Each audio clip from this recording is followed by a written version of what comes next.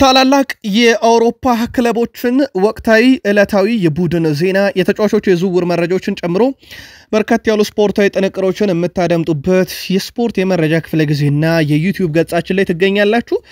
በድጋሚ እስከ ፕሮግራማችን ፍጻሜ ከኛ ጋር ስትቆዩ ታዲያ የምናስደምጣችሁ በርካታ ያሉ ስፖርታዊ ጥንቅሮች ተካተዋል። በዚህኛው ጥንቅራችን ከሀገር ቤት አንድ ጉዳይ እናነሳለን። በፖሊስ ቁጥጥር ስር ስለዋለች አንዲት ኢትዮጵያዊት አትሌት እንነግራችኋለን። ጉዳዩ ምንድነው ያጋጠማት? ከቦሌ ዓለም አቀፍ ኤርፖርት ነው የተያዘችው። ጉዳዩን እናጠራዋለን ለውድ አድማጮቻችን። ከባህር ማዶ መረጃችን ግን ይህን ስቴዲየም ተመልከቱት ውድ ቤተሰቦቻችን። አንዳንድ ጊዜ ክለቦች ጨዋታን ለማሸነፍ 11 ተጫዋቾች ብቻ በቂ አይደለም ይላሉ። ደጋፊዎች ያስፈልጋሉ፣ የአሰልጣኝ ታክቲክም ያስፈልጋል፣ ብዙ ነገር አለ። ስለዚህ ስቴዲየም ግን ጨዋታን ለማሸነፍ የተደረገው ነገር በጣም አነጋጋሪ ነው። ጉዳዩን ለእናንተ ውድ አድማጮቻችን ይዘናል። የአውሮፓ ትልቅ ክለቦች ትልቅ ተጫዋቾችን ዕለታዊ መረጃም ስናነሳም በተወዳጁ እንግሊዝ ፕሪሚየር ሊግ ሰፋ ያሉ መረጃዎችን እንደዚሁ ለእናንተ ውድ አድማጮቻችን እናጋራለን። በማንቸስተር ሲቲ በኩል የፕሪሚየር ሊግ ተጫዋቾችንም ለማስፈረም ጥረት እየተደረገ ነው። ከሲቲም የሚፈለጉ በርካታ ተጫዋቾች አሉ። በሲቲ የመረጃ ክፍለ ጊዜያችን ሰፋ ያለ የዝውውር መረጃን ይዘናል። ቼልሲዎች በአንድ ተጫዋች ላይ ተስፋ አልቆረጡም፣ ግን ነገርየው ከባድ እንደሆነ ቢያውቁም አካሄዳቸውን በተመለከተ ታማኙ የዜና ምንጭ ፋብሪዚዮ ሮማኖ ስለ ቼልሲ አንድ ዝውውር የሚለን ነገር አለ፣ ታደምጡታላችሁ። በሻምፒዮኖቹ ሊቨርፑል ቤት ከምናነሳቸው መረጃዎች ውስጥ አንደኛው ሊቨርፑልን እንደ ቡድንና እንደ ተጫዋች ሳላህን የተመለከተ መረጃ ይዘንላችኋል። ለሊቨርፑል ደጋፊዎች እንደዚሁ ይህን መረጃ በስፋት እናጋራችኋለን። አርሰናል እስከ 100 ሚሊዮን ፓውንድ አካባቢ ጥሬ ገንዘብ አዘጋጅቷል። በአርሰናል ዝውውር መረጃ ክፍለ ጊዜያችን በርካታ መረጃዎችን ይዘናል። መልማዮች እንግዲህ በዚህ ሳምንት በአንድ ጨዋታ ላይ ይታደማሉ። የአርሰናል መልማዮች ናቸው። በውሰት የሰጧቸውን ተጫዋቾች በተመለከተ የቶማስ ፓርቴን ቆይታ፣ በፕሪሚየር ሊጉ አስደናቂውን የክንፍ ተጫዋች መልማዮቻቸው እየተመለከቱት ይገኛሉ።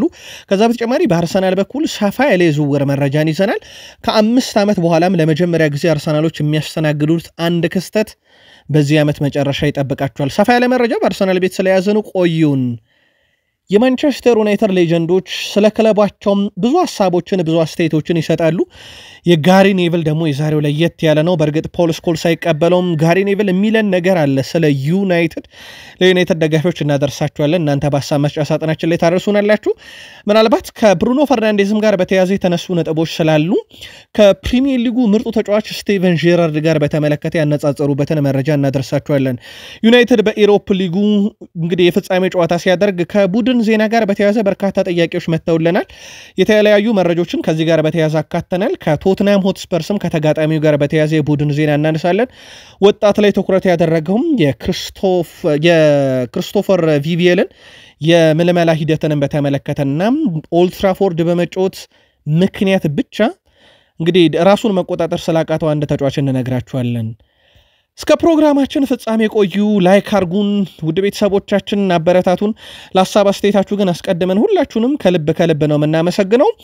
ሁልጊዜም እኛን ማግኘት ካሻችሁ ሰብስክራይብ አርጉን፣ ከዛ የደወል ምልክቷን መጫን እንዳይረሳ። እንደዚህ አይነት የታላላቅ ክለቦችን ስፖርታዊ መረጃና ለየት ያሉ ጥንቅሮችን ሁሌም በዚህ ሰዓት ስለምናጋራችሁ ከቦሌ ዓለም አቀፍ ኤርፖርት በቁጥጥር ስለዋለችው አንዲት ኢትዮጵያዊት አትሌት መረጃዎች በማድረስ እንጀምር።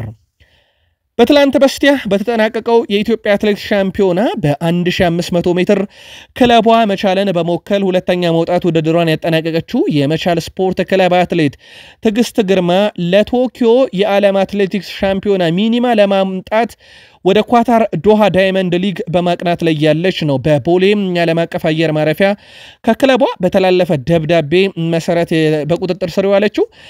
የመረጃ ምንጮቹ እንደሚያመለክቱት ከሆነ የተያዘችበት ምክንያት አትሌቷ ከዚህ በፊት እንግዲህ ክለቡን ሳታስፈቅድ ወደ አውሮፓ ለውድድር በመሄዷ ምክንያት እንደሆነ የገለጹ ሲሆን ለምን ሳታስፈቅድ ሄደች የሚል ጥያቄም ጠይቀዋታል ነው የተባለው። ለተጠየቀውም ጥያቄ እንግዲህ በአትሌቷ አሰልጣኝ በኩል እንግዲህ በቃል ደረጃ ስለተፈቀደ ነው ከውድድሩ እንድትሳተፍ የተደረገው እንጂ የክለቡ ቅና ሳይኖር አልሄደችም። ግን በቃል ደረጃ እንደተፈቀደላት ተናግሯል። ጉዳዩ የሚመለከታቸው በሙሉ ከክለቧ ጋር በመነጋገር ችግሩን በመፍታት ለአትሌቷ መፍትሄ እንዲመጣና ውድድሯ እንድታቀና አስፈላጊ ሁሉ ትብብር እንዲደረግላት በታላቅ አክብሮት እንጠይቃለን ብለዋል። የአትሌቷ የቅርብ እንግዲህ ቤተሰቦችና የአሰልጣኟም ጭምር ያለው ነገር ነው። ለማንኛውም እስከዚህ ሰዓት ድረስ በቁጥጥር ስር እንደዋለች ነው መረጃዎች እየወጡ የሚገኙት። አዲስ ነገር ካለ እንደዚሁ አጣርተን ይዘንላችሁ ምን መጣ ይሆናል። መግቢያችን ላይ አንድ ስቴዲየም አስመልከተናችሁ ነበረ። ስቴዲየም ኦፍ ላይት የሰንደርላንድ ስቴዲየም ነው። እንደምትመለከቱት ሜዳው እንግዲህ ይህንን ይመስላል። ውድ ቤተሰቦቻችን እነሱ ግን ኮቨንትሪ ሲቲን የእጅ ውርወራ ፍራቻ ሜዳውን በሙሉ ጠርገውታል ዙሪያውንና እንግዲህ በቃል ስፖርት ዩቲዩብ ቻናል ዋናው ጣቢያችን ላይ ምስሉን በማለዳው ስፖርት የመረጃ ክፍለ ጊዜ አስቃኝተናችሁ ነበረ። ዋና ሜዳው ደግሞ ይህ በምስሉ ላይ የምትመለከቱት ነውና እጅግ በጣም አስገራሚ ነገር ነው። አንዳንድ ጊዜ እግር ኳስን ለማሸነፍ ሜዳ ላይ ከሚገኙት 11 ተጫዋቾች አሰልጣኙ ከሚሰጣቸው ታክቲክ፣ ደጋፊዎቹ ከሚሰጧቸው ድጋፍ እንደዚህ አይነት የሜዳንም አድቫንቴጅ ይጠቀማሉ። ኢትዮጵያ ብሔራዊ ቡድን ባለፉት ጥቂት ዓመታት ውስጥ የሜዳ ላይ አድቫንቴጅን በብዙ መንገድ ማጣቱ ከውድድሮች በብዙ እንዲርቅ እንዳደረገው ወይም ደግሞ ጨዋታዎች ላይ ነጥብን ለማግኘት በብዙ እንደተቸገረ ተመልክተን ነበረ ከወጪ በተጨማሪና የሰንደርላንድ ድርጊት ግን ቲኤንቲ ስፖርት አነጋጋሪ ብሎታል። ዚነዲን ዚዳን ሪያል ማድሪድን በሁለት ዙር አሰልጥኗል። በሁለት ዙር ከባርሴሎና ጋር 11 ጨዋታዎችን ማድረግ ችሏል። 6 ጊዜ ኤል ክላሲኮን ድል አድርጓል። 2 ብቻ ነው በኤል ክላሲኮ ዚዳን ሽንፈት ያጋጠመው። 3 ጨዋታዎችን ደግሞ አጥቷል። ካርሎ አንቸሎቲም ሪያል ማድሪድን ደጋግሞ አሰልጥነዋል። 20 ጨዋታዎችን አድርገዋል በኤል ክላሲኮ ብቻ ማለት ነው። በሪያል ማድሪድ አሰልጣኝ ሆኖ ታዲያ ባርሳን ሲገጥሙ አንቸሎቲ ከ20 ጨዋታ 9 ብቻ ነው ያሸነፉት። አቻ የሚባል ነገር የለም በሳቸው ዘመን 11ዱን ተሸንፏል። በአንጻራዊነት ካየነው ዚነዲን ዚዳን በኤል ክላሲኮ ጨዋታ ላይ ከካርሎ አንቸሎቲ ካርሊቶ በላይ የተሻለ አድቫንቴጅ አለው። በነገራችን ላይ የማድሪድ ቀዳሚ ምርጫ የነበረው ዚነዲን ዚዳን ነው፣ ግን ዳግም ወደ ቡድኑ መመለስ አልፈለገም። አሁንም ክለብ እያሰለጠነ አይደለም ተጫዋቹ አሰልጣኙ። አሁን ላይ ታዲያ የሪያል ማድሪድ አሰልጣኝ ሆኖ የተሾመው ያው ኦፊሻል ባይደረግም በሪያል ማድሪድ በኩል የተረጋገጠው መረጃ ግን ዣቪ አሎንሶ እንደሆነ ይታወቃል። አንድሬ ሉኒን ጉዳት አጋጥሞታል። በእርግጥ የጉዳቱ መጠን የከፋ አይደለም፣ ነገር ግን በልምምድ ወቅት ላይ በተፈጠረ ግጭት ምክንያት እጁ አካባቢ መላላጥ እንደገጠመው ተረጋግጧል። በዚህ ምክንያት ከሪያል ማድሪድ ስብስብ ውጭ ሆኗል። ሪያል ማድሪድን ዘንድሮ ካነሳን በኤል ክላሲኮ ተሸንፏል ከሚለው ዜና ቀጥሎ 4 ኤል ክላሲኮ ቀጥሎ ልናነሳው የምንችለው ነገር በርካታ ጉዳት አስተናግዷል የሚለው ነው። አሁን እንግዲህ ግብ ጠባቂውን ጨምሮ ተከላካይ 3 የቀራቸው፣ ይህም ግብ ጠባቂያቸው አንድሬ ሉኒን ጉዳት አጋጥሞታል። አስከፊ ጊዜ ላይ ነው የሪያል ማድሪድ ቡድን ያለውና ይህም ተጫዋች አንድሬ ሉኒን ደግሞ ጉዳት ያስተናገደው በዋና ኦፊሻል በሆነ ጨዋታ ላይ ሳይሆን ትላንት በነበረ ልምምር ላይ መሆኑንም ፋብሪዚዮ ሮማኖ አረጋግጧል። ስለዚህ ከስብስብ ውጭ ሆኗል። ቶኒ ክሮስ የቀድሞ የሪያል ማድሪድ አማካይ ባለፈው ዓመት ነበረ ጫማ የሰቀለው። ሪያል ማድሪድ ወደ ነበረበት ይመለሳል፣ በዚህ ምንም ጥርጥር የለኝም። ቀጣይ ውድድር ዓመት ያምናቀውን ኃያሉን ሁሉንም ጨዋታዎች የሚያሸንፈውን ቅድመ ግምት ሁሉ የሚሰጠውን ሪያል ማድሪድን ታዩታላችሁ ብሏል። በቶኒ ክሩስ እስካሁን ምትክ ያላገኙለት ተጫዋቻቸው ነው። በእርግጥ ቢደራደሩ ኖሮ በብዙ ያቆዩት ነበረ ተጫዋቹን። ግን ማድሪድ ቤት አንዳንድ ጊዜ የድርድር ጉዳይ ቅድሚያ የሚሰጡት ለክለቡ እንጂ ለተጫዋች እንዳልሆነ ይታወቃል። የፍሎሬንቲኖ ፔሬዝ አስተዳደር ሮናልዶ ላይ እንኳን እንዴት ፊታቸውን በአንድ ጊዜ እንዳዞሩበት ይታወቃልና ጠንካራ ድርድር ቢያደርጉ ኖሮ ቶኒ ክሩስ አይለቅም ነበረ። ለማንኛውም ከቶኒ ክሩስ በኋላ የሳሳው ሪያል ማድሪድ ራሱ ቶኒ ክሩስ አትጠራጠሩ በቅርቡ ይመለሳል ብለዋል። ፋቢዮ ካፔሎ ስለ ባላንዶር ሽልማት በተመለከተ ጊዜው ገና ቢሆንም አሁን እየተካሄዱ ካሉ ውድድሮች አንጻር በተጫዋቾች ደረጃ ካዩት ብቃት ለላሚን ያማል ያለምንም ጥርጥር የባላንዶር ሽልማት እንደሚገባው ተናግሯል። እያሳየ የሚገኘው ነገር እጅግ በጣም ጥራት ያለውና ለባላንዶርም ብቁ የሚያደርገው ብለው እሳቸው ሐሳባቸውን አጋርጠዋል። ካሁኑ የባላንዶር ሽልማት እንግዲህ ፉክክር በስቶበታል። የሪያል ማድሪድ፣ የባርሴሎና ተጫዋቾች እንደዚሁም የፓሪስ ሰን ዠርሜን፣ የኢንተር ሚላን ተጫዋቾችን በዚህ ረገድ እየተጠቀሱ ይገኛሉ። ክርስቲያኖ ሮናልዶ 2009 ላይ ነበረ ማንቸስተር ዩናይትድን ለቆ የሪያል ማድሪድ ንብረት የሆነው። ሪያል ማድሪድ ከተቀላቀለ በኋላ ማንቸስተር ዩናይትድን ለቆ 2009 የመጀመሪያውን ዙር ማለት ነው ከዛ በኋላ በአጠቃላይ በእግር ኳስ ህይወቱ በሊግ ያነሳቸው ዋንጫዎች 4 ብቻ ናቸው። ከሪያል ማድሪድ ጋር እንግዲህ በቆየባቸው በርካታ ዓመታት ውስጥ ማለት ነው የእግር ኳስ ህይወቱ አብዛኛውን ያሳለፈው በሪያል ማድሪድ እንደሆነ ይታወቃል። ወደ 9 ዓመት ለሪያል ማድሪድ ተጫውቷል። 2 ዋንጫ ብቻ ነው ያነሳው። እንደውም ለዩቬንቱስ 4 ዓመት ተጫውቶ 2 የጣሊያን ሴሪያን አሳክቷል። ከዛ በኋላ ግን ለዩናይትድ ተመልሶ ከተጫወተ ለአልናስርም በተጫወተባቸው 3 ዓመታት በሙሉ ዋንጫ የሚባል ነገር በሊግ አላገኘምና ሮናልዶ በማንቸስተር ዩናይትድ 2-9 ከለቀቀ በኋላ እስከዚህ ሰዓት ድረስ 4 የሊግ ዋንጫን ብቻ ነው ያሸነፈው። ሮቤርቶ ፌርሚኒሆ ደግሞ ከአልሂላል ጋር እንደሚለያይ ነው መረጃዎች እየወጡ የሚገኙት። ቤን ጃኮብስን መረጃውን አረጋግጧል። እንደሚታወቀው በኮታ መሙላት ምክንያት ከሳውዲ ፕሮ ሊግ ዝርዝሩ ሰርዘውታል አልአህሊዎች። ይህን ተጫዋች ዝርዝሩን የምናገኘው በኤዥያ ሻምፒዮንስ ሊግ በሚሳተፈው የአልአህሊን ቡድን ነው። በፍጻሜውም ጨዋታ አስደናቂ ግብ አስመለከተን። በኤዥያ ሻምፒዮንስ ሊግ ቡድኑ ሻምፒዮን እንደሆነ ይታወቃል። በዚህ ውድድር ዓመት ወሳኝ ሚና ነበረው፣ ግን በዋናው የአልአህሊ ቡድን ውስጥ መሰረዙን ተከትሎ በቀጣይ ክረምት ላይ ክለቡን በይፋ ይለቃል። መዳረሻውን በተመለከተ ግን እስካሁን ግልጽ የሆነ ነገር የለም። ክርስቲያን ፑሊሲች በኤስ ሚላን ቤት ዘንድሮ በጣም አስደናቂ ጊዜን እያሳለፈ ይገኛል።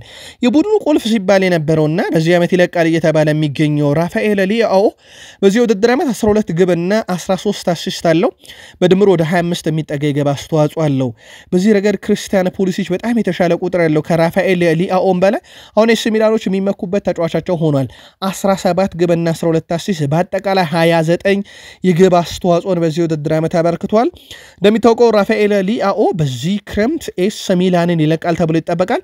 እስከዚህ ሰዓት ድረስ ግን መዳረሻው የት እንደሆነ ባይታወቅም የስፔኑ ኃያል ክለብ ባርሴሎና፣ የምዕራብ ለንደኑ እንግዲህ ግዙፍ ክለብ ቼልሲን ጨምሮ በርካታ ክለቦች የዚህ ተጫዋች ፈላጊም እንደሆኑ ይታወቃል። የቀድሞ የአርሰናል ኮከብ ፓትሪክ ቬራ ዤኗን እያሰለጠነ እንደሆነ ይታወቃል። ግን አሁን በክለቡና በተጫዋቹ መካከል በተደረገ ውይይት ከጣሊያን ሴሪዮ ክለብ ዤኗ እንደሚሰናበት ታውቋል።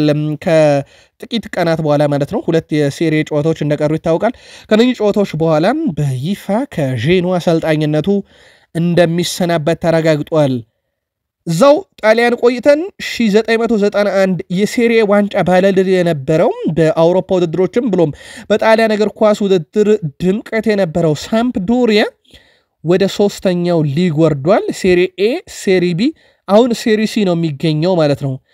ይህ ታሪክ ክለቡ ከተመሰረተበት ጊዜ አንስቶ እጅግ በጣም ደካማው ነውና የጣሊያኑ ክለብ ሳምፕዶሪያ ሴሪ ሲ ላይ ደርሷል። እጅግ በጣም አስከፊ የሚባለውን ጊዜ እያሳለፈ ይገኛል። የበርካታ ክለቦችን ቀልብ ስቧል። የቀድሞ የቼልሲ የሆኑ የኖቲንግሃም ፎረስት ተጫዋች ካሉም ሁድሰን ኦዶይ የዚህ ተጫዋች ኮንትራት 2026 መጨረሻ ላይ ይጠናቀቃል። በርካታ የፕሪሚየር ሊግ ክለቦችን ጨምሮ የአውሮፓ ትልቅ ክለቦች ተጫዋቹን ሁኔታ እየተከታተሉ ነው ተብሏል። ስካይ ስፖርት በፊት ገጹ ላይ ይዞት ወጣው መረጃ መሰረት ካሉም ሁድሰን ኦዶይ በኖቲንግሃም ፎረስት በቀጣይ ክረምት ኮንትራቱን የማያራዝም ከሆነ በዚሁ ዓመት መጨረሻም ለገበያ ቀርቦታል ተብሎ ይጠበቃል። ብራይተኖች የ39 ዓመቱን ጄምስ ሚለርንም ኮንትራት እንደዚሁ ለማራዘም ንግግር ላይ ናቸው ተብሏል። ጄምስ ሚለር በኩል በፕሪሚየር ሊጉ በርካታ ጨዋታን ያደረገ ተጫዋች ነው። አስደናቂ ተጋድሎን ያደርጋል። በሁሉም የሜዳ ክፍል ላይ መጫወት የሚችል በጣም አስደናቂ ተጫዋች ነው። በሲቲ ከዛም በሊቨርፑል በትልቅ ደረጃ የተጫወተባቸው ክለቦች ናቸው። አሁን በብራይተን ኤንድ ሆቭ አልቢዮን ቤት 39 ዓመቱ ቢሆንም 1 ዓመት ተጨማሪ ኮንትራቱን ለማራዘም ውይይቶች እየተደረጉ ነው። የሲቲውን ተጫዋች ማክሲሞ ፔሮንን ለማስፈረም ደግሞ ኮሞ እጅግ በጣም ተቃርቧል ነው የተባለው። ሲቲዎች ማክሲሞ ፔሮንን ለመሸጥ ለኮሞ 30 ሚሊዮን ዩሮ እንደሚፈልጉ ነግረዋቸዋል። ድርድሩ እንደቀጠለ ነው።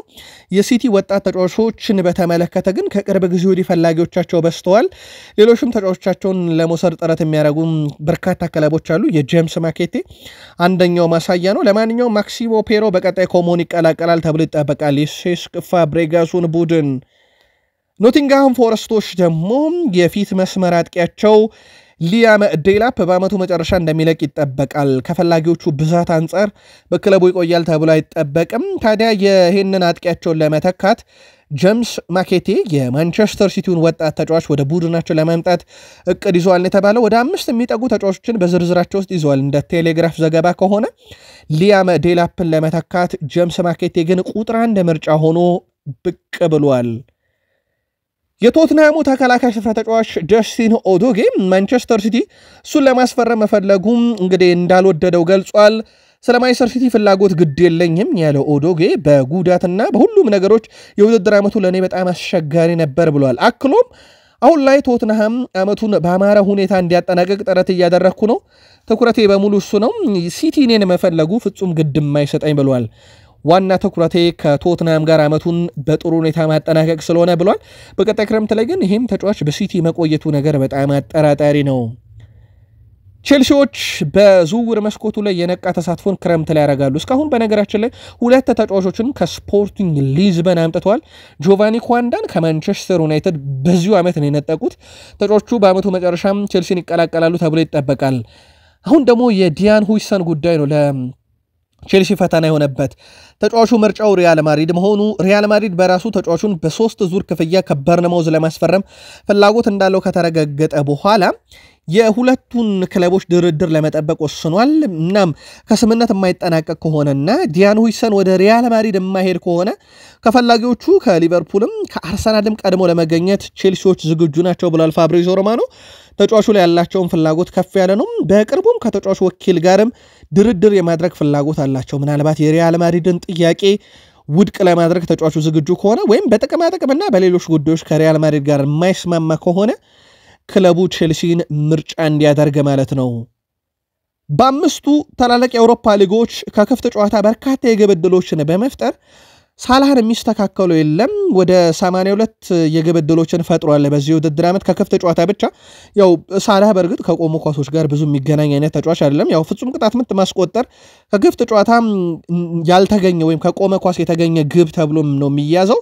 ቅጣት ምቶች ማዕዘን ምቶችን ለቡድን አጋር አቀብሎ ግብ ሲቆጠር ወይም ደግሞ የግብ ዕድሎች ሲፈጠሩ የሚቆጠሩ ናቸው እነሱና ሳላ በአጠቃላይ በክፍት ጨዋታ ከጨዋታ እንቅስቃሴ 82 የግብ ዕድሎችን በመፍጠር ቀዳሚ ነው በአውሮፓ ደረጃ። ማይክል ኦሊሴ 72 ሁለተኛ፣ ኮል ፓልመር የቼልሲውስ በ69 ሶስተኛ፣ ራፊኒያ 4ተኛ፣ ፔድሪ 5ተኛ፣ ኤንዞ ፈርናንዴስ 6ተኛ፣ ላሚን ያማል 7ተኛ፣ ብሩኖ ፈርናንዴስ 8ተኛ፣ ዲያኖ ኮሉዞቪስኪ 9ኛ፣ አሌክስ ዮቢ 10ኛ ደረጃ ላይ ተቀምጧል። በአጠቃላይ በሁሉም ካየነው የብሩኖ ፈርናንዴስ ቀዳሚ ነው። ከክፍት ጨዋታ ከሆነ ደግሞ ሳላ በአውሮፓ ቀዳሚ ተጫዋች ነው። በዚህ ሲዝን በአውሮፓ 5 ታላላቅ ሊጎችም በየሊጋቸው በርካታ ግቦችን በማስቆጠር ቀዳሚው ሳላ ነው። ግን አሁን ተደርሶበታል። ሳላ ግብ ካስቆጠረ ቆየት እያለ ነው። በፕሪሚየር ሊጉ 28 ግብ ላይ ቆሟል። ወደ 3197 ደቂቃዎችን ተጫውቷል። እነኝን 28 ግቦች ለማግኘት ወደ 900 አካባቢ ደቂቃዎች ያንሳል። ኬሊያን መባፔ ከሳላህ የተጫወተው 27ኛ ግቡ ላይ ደርሷልና በሁለቱ ተጫዋቾች መካከል የሚደረገው ፉክክር እንደቀጠለ ነው። የአውሮፓን የወርቅ ጫማ ለማጥለቅ ማለት ነው። ሳላህ 28 መባፔ 27 ተደርሷል። በቀጣይ ጨዋታ እንግዲህ ሁለቱም ሁለት ጨዋታ ይቀራቸዋልና ምን ያህል ግቦችን ያስቆጥራሉ የሚለው ደግሞ በትልቁ የሚጠበቀው ይሆናል። አርሰናል በገንዘብ ደረጃ 100 ሚሊዮን ዩሮ ፈቅዷል ለማይክል አርቴታ የቀጣይ ክረምት ዝውውር።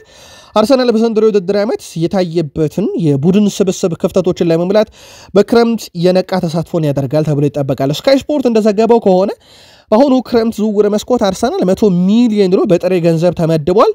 በዘገባውም እንግዲህ አርሰናል የሚሸጣቸው ተጫዋቾች ገንዘብ ሳይጨምር ነው ይህ ገንዘብ የተመደበው።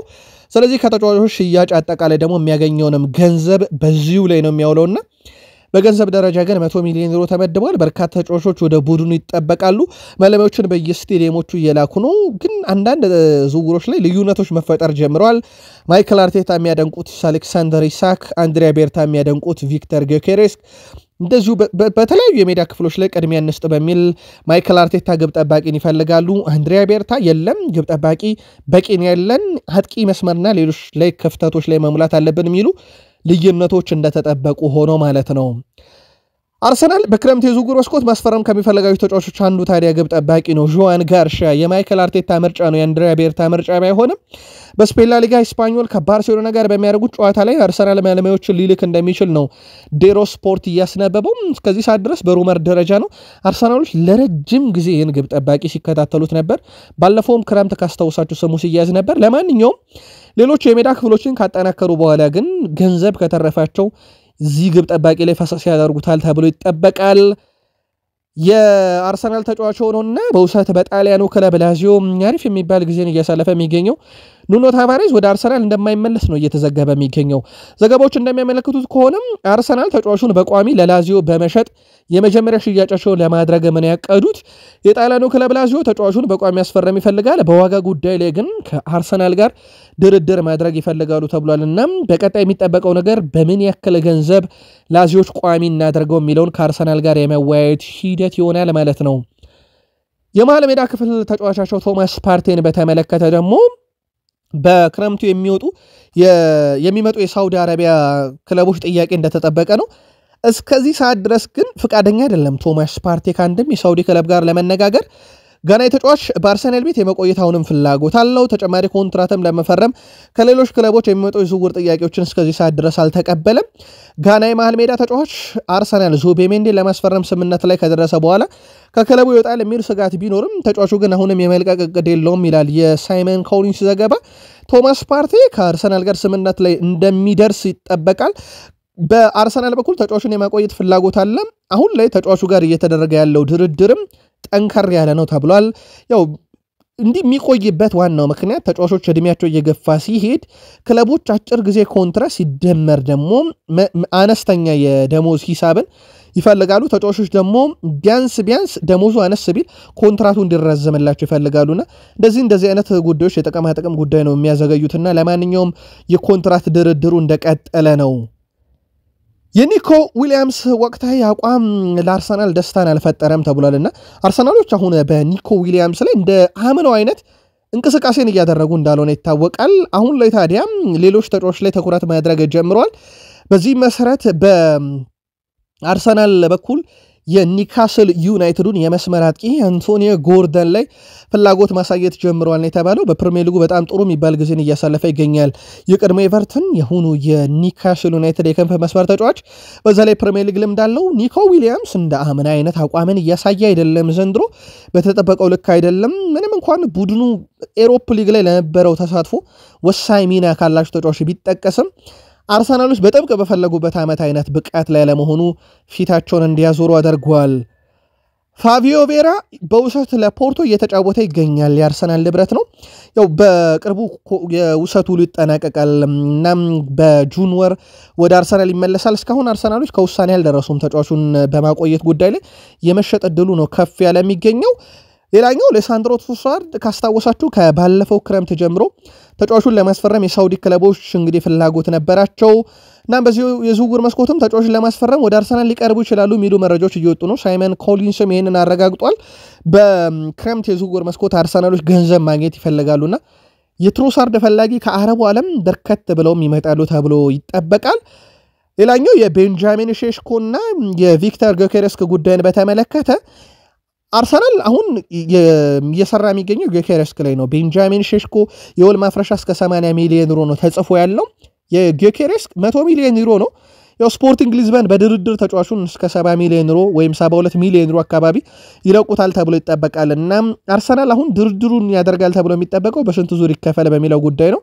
ከ72 ሚሊዮን ዩሮ በታች እንኳን ይቀንሱታል ተብሎ አይታሰብም። ራሂም ስተርሊንግ በአርሰናል ይገኛል። የውሰት ውሉ ሲጠናቀቅ በአመቱ መጨረሻ አርሰናል ለእናት ክለቡ ቼልሲ ይመልሳል። እንግዲህ ደሞዙን 1/3 እየከፈለ ነበረ ያቆየው በዚህ ውድድር ዓመት። ሳም አላርዳይስ ግን ስተርሊንግ ወደ አርሰናል ባደረገው ዝውውር ላይ ስህተት ሰርቷል። እሱ መምረጥ የነበረበት ክለብን አላወቀም። ከቼልሲ ወጥቶ ከፍ ያለ ቡድን ላይ ከመግባት ይልቅ ዝቅ ያለ ክለብ ላይ ገብቶ ብዙ ደቂቃዎች መጫወት ነበረበት። ምናልባት አርቴታ ሳምኖት ይሄውን ነበረ። ነገር ግን እኔ በሆነ በየሳምንቱ ቋሚ አሰላለፍ ውስጥ የምገባበትን ቡድን መርጬ ይሄር ነበር ብሏል። በእርግጥ ማይክል አርቴታ አስጨናቂ የሚባል ዝውውር ፈጸሙ እንጂ እውነት ለአርሰናል የሚጠቅም አይነት ተጫዋች ሆኖ አመጡት ለማለት በጣም ያስቸግራል። ምክንያቱም በሲቲ የእግር ኳስ ሁሉንም ነገር የጨረሰ ቼልሲ ሞክሮ ያልተሳካለትን ተጫዋች አርሰናል ቤት ማምጣት በዚህን ያክል ደረጃ መፍትሄ ይሆናል ብለው አያምኑም። ግን በዛ ሰዓት ይሄ ያለቀ ደቂቃ ፊርማ ነበረና ምናልባት ሰርፕራይዝ ጠብቁ ብለው ነበረ። በወቅቱ ሰርፕራይዝ ለማድረግ አስበው ሊሆን ይችላል። እሁድ ከኒካስል ዩናይትድ ጋር ነው ጨዋታ የሚደረገው። በኤምሬትስ ስቴዲየም ጨዋታው ይደረጋል። ይሄ የፍጻሜ ጨዋታ ነው ለአርሰናል። ምክንያቱም በኒካስል ዩናይትድ መሸነፍ ማለት ደረጃውን ራሱ ለኒካስል ዩናይትድ ሁለተኝነትን ማስረከብ ነውና አርሰናል ሁለት የፍጻሜ ጨዋታ ይጠብቀዋል ማለት ይቻላል። ከፊቱ አንደኛው የእሁዱ የኒካስል ዩናይትድ ጨዋታ ነው። ጨዋታው የሚደረገው ኤምሬትስ ስቴዲየም ላይ ነው። ያለፉትን 5 የፕሪሚየር ሊግ የውድድር ዓመታት አርሰናል የመዝጊያ ጨዋታን ያደረገው በኤምሬትስ ነበረ። ዘንድሮ ከ5 ዓመት በኋላ ለመጀመሪያ ጊዜ አርሰናል የ37ኛ ሳምንትን ጨዋታ እንጂ የ38ኛ ሳምንት ጨዋታ በኤምሬትስ አያደርግም። ስለዚህ እሁድ ከኒካስል ዩናይትድ ጋር በኤምሬትስ ጨዋታውን ያደርግና ቀጣይ ሳምንት የመጨረሻ ጨዋታውን ወራጅ ሆኖ የጨረሰውን ግርጌው ላይ ያለውን ሳውዝሃምፕተንን ሴንት ሜሪ ላይ ገጥማል። ስለዚህ የአርሰናል የውድድር ዓመት የመጨረሻ የኤምሬትስ ጨዋታ የፊታችን እሁድ የምንመለከት ይሆናል ማለት ነው። ዩናይትድ ቤት እንሂድ። ካዝሜሮና ብሩኖ ፈርናንዴዝ ለፍጻሜ ጨዋታ የሚሆን ነገር ያላቸው ተጫዋቾች ናቸው። ማለትም ጨዋታውን እናሸንፋለን ብዬ እንዳስብ የሚያደርገኝ ይላል የዩናይትድ የቀድሞ ተጫዋች ጋሪ ኔቭል፣ የሁለቱ በቡድን ውስጥ መኖር ነው። ሁለቱ የፍጻሜ ደመነፍስ ያላቸው ተጫዋች ብሎ ካዝሜሮና ብሩኖ ፈርናንዴዝን እውቅና ሰጥቷል። በተቃራኒው ግን ጋሪ ኔቭል እንዲያነሳው ነገር አለ። ከቶትንሃም እና ከዩናይትድ ምርጥ 11ዶች ለንጻሬ ከቀረበ ግን ይላል የጋሪ ኔቭል ሐሳብ ብሩኖ ፈርናንዴዝ ብቻ ነው ካሁኑ የዩናይትድ ቡድን በቶትንሃም ቋሚ 11 ውስጥ መካተት የሚችለው። 10ሩን ከቶትንሃም መርጬ ከዩናይትድ የምመርጠው አንድ ብሩኖን ያማካይ ስፍራ ነው። ከዛ ውጪ አንድም የዩናይትድ ተጫዋች በቋሚ 11 ውስጥ ከቶትንሃም ጋር ሲነጻጸር መሰለፍ አይችልም ብሏል። ይህ የጋሪ ኔቭል የግል አመለካከት ነው። ምናልባት በዚህን ያክል ደረጃ ልዩነት አለ ብላችሁ ታስባላችሁ ወይ? የእናንተ የግል መልከታ በሐሳብ መስጫ ሳጥናችን ላይ ያስፍሩልን። ሌላኛው ሌጀንድ ግን ፖል ስኮልስ አይስማማም። ምናልባት ፖል ስኮልስ ጨዋታውን ገምት ካላችሁ ዩናይትድ ያሸንፋል፣ ግን በየትኛው ሎጂክ ብላችሁ አትጠይቁኝ። እኔ ሎጂኩን እርግጠኛ ነኝ አልነግራችሁም፣ ግን ከዚህ በፊት በነበረ ልምድና ታሪክ አንጻር ዩናይትድ ጨዋታውን ሊያሸንፍበት የሚችልበት እውነት እንዳለ ነው የሚሰማኝ እንጂ በሎጂክ ደረጃ አቅርብ እንዳትሉኝ ብሏል። ዩናይትድ የሚያሸንፍበትን ጨዋታ ለአብነት ያክል ከ10 እስከ 15 ደቂቃ ውስጥ የተወሰነ ነገር ጨዋታው ላይ ፍጥነት ወይ አንዱ ክለብ ሊያሸንፍ የሚመስል ነገር ልናይ እንችላለን። ነገር ግን መጨረሻው ላይ ዩናይትድ ጨዋታውን አሸንፎም የአውሮፓ ሻምፒዮንስ ሊግ ትኬትን እንደሚቆርጥበት እርግጠኛ ነኝ። ግን አንድ ነገር ብሏል በዚሁ ፖል ስኮልስ ለማስታወስ ያክል ሩበን አሞሪንም ተጫዋቾቹንም የዚህን ዓመት ፐርፎርማንስ ለግምገማ ማስቀመጥ ያለብን ለቀጣይ ዓመት ከማሻሻል እንጂ የውድድር ዓመት ለዩናይትድ እና ለሩበን አሞሪም በተለይም እንዳሰልጣኝና ለመጡት ተጫዋቾች የግምገማ ዓመት ሊሆን አይገባም ብሏል። ምናልባት ብሩኖ ፈርናንዴዝን ነው እንግዲህ በዋነኝነት በርካታ ሌጀንዶች አሁን መጫወት ይችላል። አምና ካስታወሳችሁ እንደውም አንበል ለመሆን አይገባውም እያሉ ነበር አብዛኛው የዩናይትድ ሌጀንዶች። አሁን ደግሞ የለም ከዩናይትድ ነፍስ ያለው ተጫዋች ጥራ ካላችሁን እያሉ የብሩኖ ፈርናንዴዝን ስም ይጠራሉ። ከቶትናም ቋሚ 11 ጋር ራሱ ሲያነጻጽሩ ዩናይትድን ብሩኖን ብቻ ነው የመረጡትና ከዚህ ጋር በተያያዘ ምናልባት ብሩኖ ፈርናንዴዝ በእርግጥ አስደናቂ ጊዜን ያሳልፏል። በውድድር ዓመቱ 36 በላይ የግብ ተሳትፏል። ወደ 37 አካባቢ የግብ ተሳትፏል። በፕሪሚየር ሊጉ ትልቁ ተጫዋች የሚባለው በዚህ ቦታ ላይ የተጫወተው ስቴቨን ጄራርድን መጥቀስ እንችላለን። ለንጻሬ ከወሰድነው የስቴቨን ጄራርድ ምርጥ ዓመት 33 የግብ አስተዋጽኦ ነበረው። ዘንድሮ የዩናይትድ ምርጥ ዓመት አይደለም፣ ምንም ጥያቄ የለውም። ግን የብሩኖ ፈርናንዴዝ በግሉ ምርጡ ዓመት ነው። ከ37 በላይ የግብ አስተዋጽኦ አለው። ምናልባት ብሩኖ ፈርናንዴዝ በሁሉም ቡድን ገብቶ ቢጫወት አሪፍ ፐርፎርማንስ ያሳያል ለሚለው ነገር እንደ ማሳያ ሊሆን ይችላል። ረቡዕ የፊታችን ሜይ 21 በፈረንጆች አቆጣጠር ማለት ነው የፊታችን ረቡዕ ወሳኙ የአውሮፓ ሊግ ጨዋታ ይደረጋል። ከቡድን ዜና ጋር በተያያዘ በርካቶች ጥያቄ ስታነሱልን ነበረ። በቶትናም በኩል እንግዲህ አንዳንድ የጉዳት ዜናዎች እየተሰሙ ነው። ባለፈው የማዲሰን መጎዳትና ከጨዋታ ውጭ መሆን እንግዲህ እርግጥ ሆኖ ነበረ። ከማዲሰን በኋላ ደግሞ የፊት መስመር ተጫዋች ዲያን ኩሉዞቭስኪ የባስኩ የፍጻሜ ጨዋታ ላይ ሊያመልጠው እንደሚችል ነው አሁንም ድረስ መረጃዎች እየወጡ የሚገኙት። ቶትናሞች ዲያን ኩሉዞቭስኪ ከዩናይትድ ጋር ለሚደረግ ጨዋታ ላይደርስ ይችላል የሚልም ስጋት አለ። እንግዲህ የሕክምና ቡድን አባላት እየተረባረቡ ነው። እንዲሁም ከክለቡ ባሻገር ተጫዋቾች በኤሮፕ ሊግ የፍጻሜ ጨዋታ የመታየት እድሉ በጣም ጠባብ እንደሆነም ጋዜጦችም እያረጋገጡ ነውና በዚህ ደረጃ ክለቡ ስጋት ላይ ነው። ለማንኛውም ይሄን ጉዳይ ያጠራ ነው እንሄዳለን። ከቶትናም ሆትስፐርስ በኩል የሚሰጥ መግለጫ ካለ ዲያን ኩሉዚቪስኪ ግን አሁንም ጉዳቱ በጣም አሳሳቢ ነው ተብሏል። በዩናይትድ በኩል ጆሽኳ ዜርኪዚ በሳር ላይ ቀለል ያሉ እንቅስቃሴዎችን መስራት ጀምሯል። የውድድር ዘመኑ ከማብቃቱ በፊት ጆሽኳ ዜርኪዚ ወደ ሜዳ ይመለሳል ተብሎ እንግዲህ ይጠበቃል። ነገር ግን ጆሽኳ ዜርኪዚ ለዩሮፓ ሊግ ጨዋታ ፍጻሜ ላይ ይድረስ አይድረስ በሚለው ጉዳይ ላይ የሕክምና ቡድን አባላት የመጨረሻ ውሳኔ ይጠበቃል። አሁን ላይ መጠነኛ እንቅስቃሴዎችን እያደረገ ነው። ጆሽኳ ዜርኪዚ ጉዳት ባስተናገደበት ወቅት የመጀመሪያ ቅዱ ለቅድመ ውድድር ዘመን ዝግጁም እንደቶሎ መመለስ ነበር። አሁን ግን ዩናይትድ ለዩሮፓ ሊግ ፍጻሜ መድረሱን ተከትሎ ተጫዋቹ ለዋንጫው ጨዋታ ላይ መድረስ ጥረት እያረኩ ነው ብሎ ነበረ ከሰሞኑም። እና እንግዲህ በማንቸስተር ዩናይትድ በኩል የሌኔሮ ጉዳይ አልተረጋገጠም። የዜርኪዚ ጉዳይ 100% አይደለም። ከዛ ይልቅ እነ ዲያጎ ዳሎ እና የመመለስ እድል አለው። ተከላካዩ ማቲያስ ዴሊክትም እርግጥ አይደለም። እነኚህ መረጃዎች በዚህ ሰዓት ነው እርግጥ ያሉን። ስለዚህ መጠበቅ ሊኖርብን ይችላል። የመጨረሻዎቹን በተለይ እስከ ማክሰኞ ያሉ መረጃዎችን መጠበቅ ሊኖርብን ይችላል። በቡድን ዜና በኩል ማንቸስተር ዩናይትድ ከሰሜን ለንደኑ ክለብ ቶትንሃም ሆትስፐርስ ሊለቅ የተቃረበውን የ16 ዓመቱን ወጣት ተስፈኛ ተጫዋች ዴክስተር ኦሊቨርን ለማስፈረም ፍላጎት አላቸው። በዚህ ረገድ ሌሎችም ተፎካካሪ ክለቦች አሉ ተብሏል። ማንቸስተር ዩናይትድ ትኩረቶች በሙሉ ማንቸስተር ዩናይትድ ቤት ወጣቶች ላይ ሆኗል። ለአብነት ያክል ማንቸስተር ዩናይትድ በአዲሱ አመራር ስር የበለጠ ለወጣቶች ትኩረት እያደረገ ነው። ቾዶቢን እና ሃይደን ኤቨን ሌኔሮ በርካታ ተጫዋቾችን መጥቀስ እንችላለንና ማንቸስተር ዩናይትድ አብዛኛው ትኩረቱ ወጣቶች ላይ እንደሆነ ይታወቃል። ከቅርብ ጊዜ ወዲህ እና ክሪስቶፈር ቪቪየልም ከጄሰን ዊልኮክስ ጋር በመሆን ብዙ የማን ዩናይትድ ዝውውር እንቅስቃሴዎችን እየመሩ እንደሆነ ይታወቃል። ክሪስቶፈር ቪቪየል በዚህ ጊዜም የማንቸስተር ዩናይትድ የመልመላ ሂደትን እየመሩ ነው። በእርግጥ ሩበን አሞሪም የግላቸውን አስተዋጽኦ ያደርጋሉ በእነኚህ መልመላዎች ላይ። እናም በማንቸስተር ዩናይትድ በኩል ወጣቶች ላይ ትኩረት ያደረገ የመልመላ ሂደቱ ግን አሁንም ተጠናክሮ እንደቀጠለና ቀጣይ ክረምትም እንደሚቀጥል ነው ቢቢሲ ስፖርት ይፋ ያደረገው።